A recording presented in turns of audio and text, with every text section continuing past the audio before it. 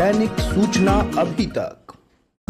नीतीश कुमार जी 10वीं बार बिहार के मुख्यमंत्री बने हैं। ये जीत नरेंद्र मोदी जी के विकास और कल्याण की जीत है।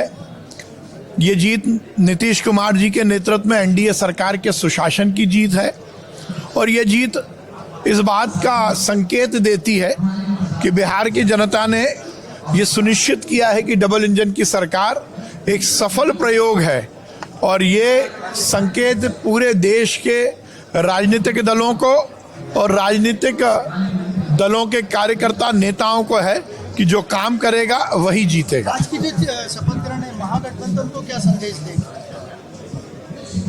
ये तो अब जीत है। ये संदेश सभी को दे रहा है कि जो काम करेगा वही राज करेगा। अब झूठ फरेब की राजनीति नहीं चलेगी।